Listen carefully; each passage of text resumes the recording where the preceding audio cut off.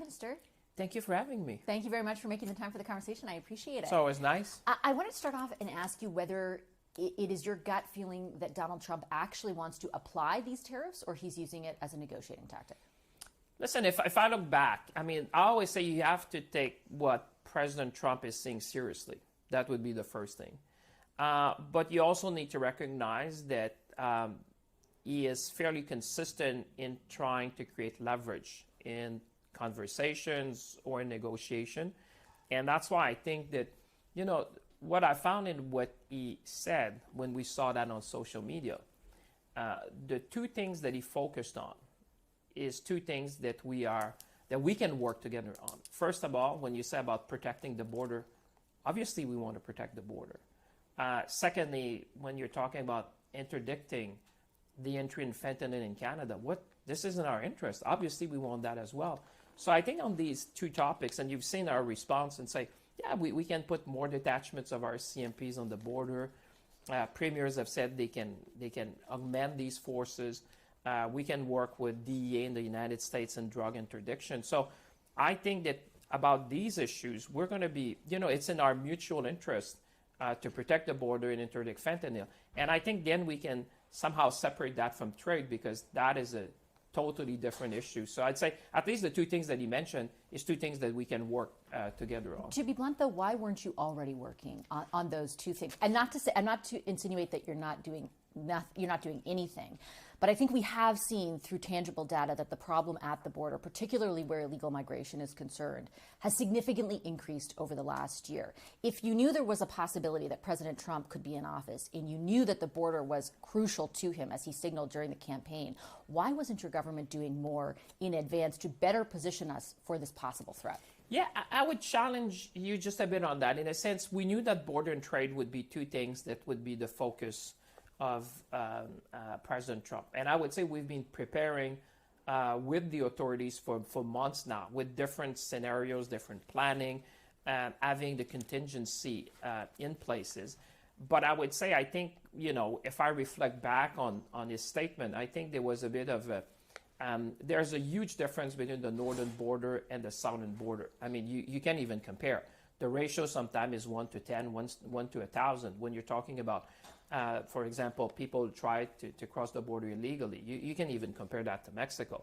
Same thing when it comes to fentanyl. So maybe, to your point, we may need to augment and be very visible about that. But I would challenge that we didn't do the work to prepare all that. We have all these scenarios planning. We have the force ready. We have the equipment ready.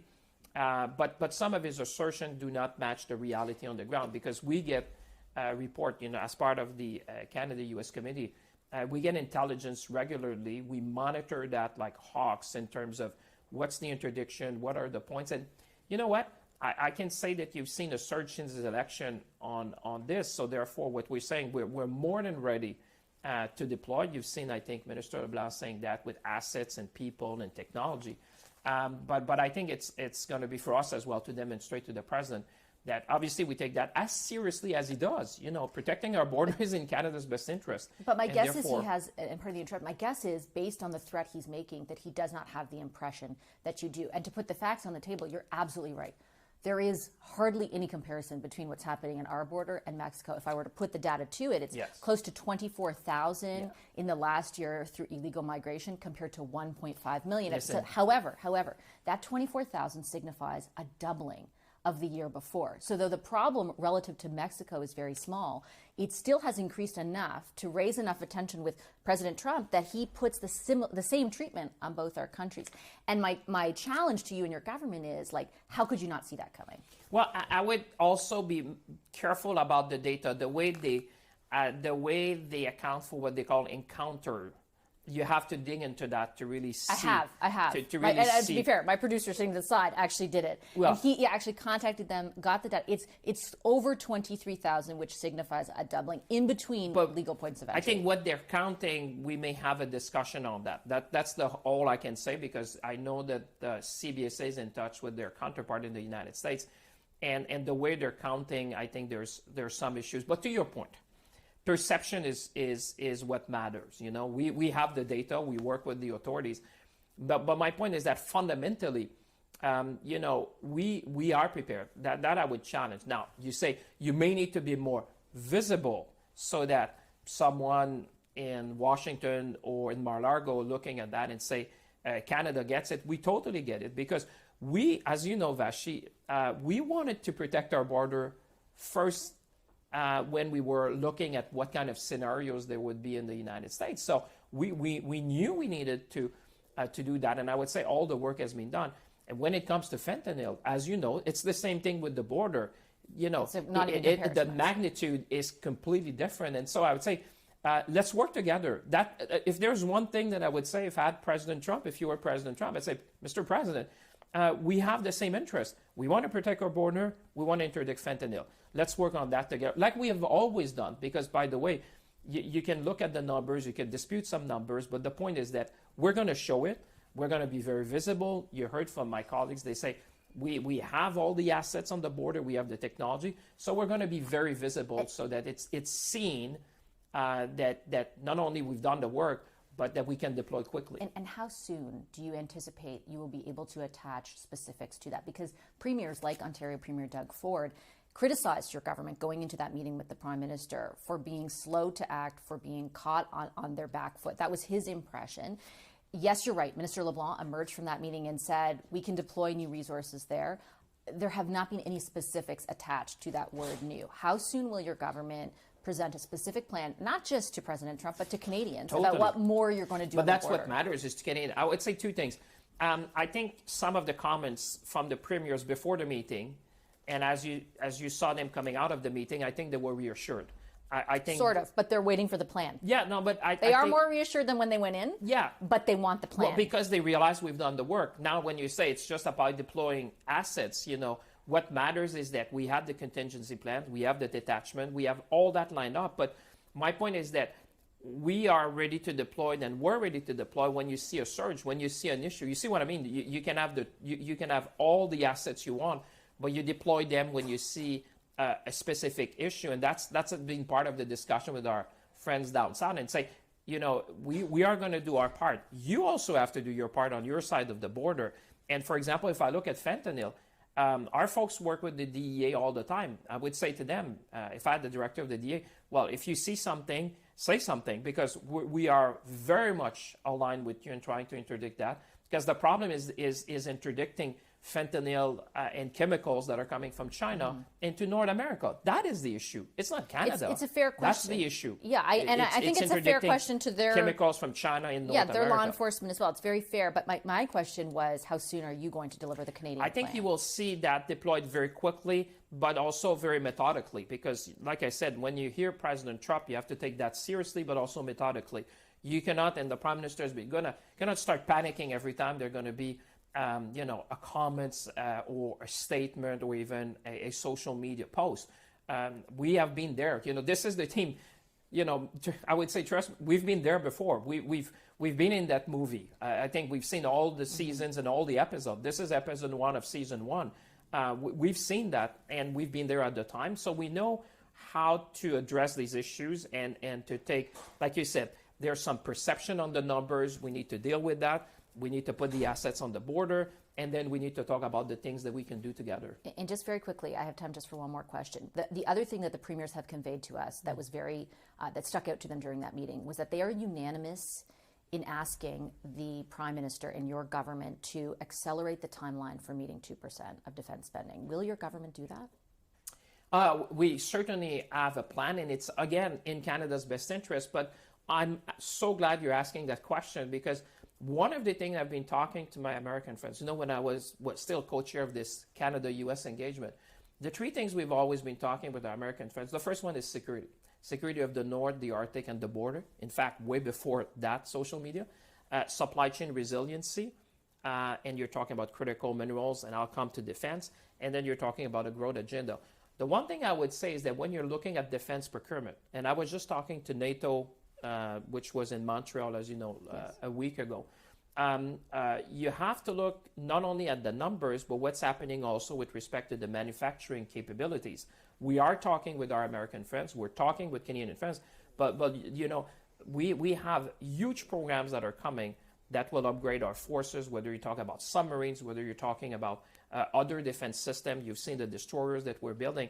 And I would say to our American friends and NATO allies, there's going to be massive spending to upgrade a number of equipment, and that's going to benefit companies and workers on both sides of the border. Sure. Because when they challenged me on that, I said, be careful about that, because if you see the level of contracts that are coming up that are going to benefit both Canadian industry, American industry, I think when you talk behind that, I would say behind closed door, you hear different things, because the real challenge we have today, Vashi, is not the spending, is the manufacturing capabilities in NATO countries. I think two things can be true. Yes, the capacity is an issue. I think two things can be true. The capacity is what I'm dealing with, because you may want to invest, but you need to be able to build. But you're not even aiming to do that. That's the point, I think, that, and I can tell you it has been conveyed through our program on multiple instances from multiple high-ranking members of Congress, of the Senate, sure, of U.S. ambassadors to NATO, and even the incoming president himself has said it, right?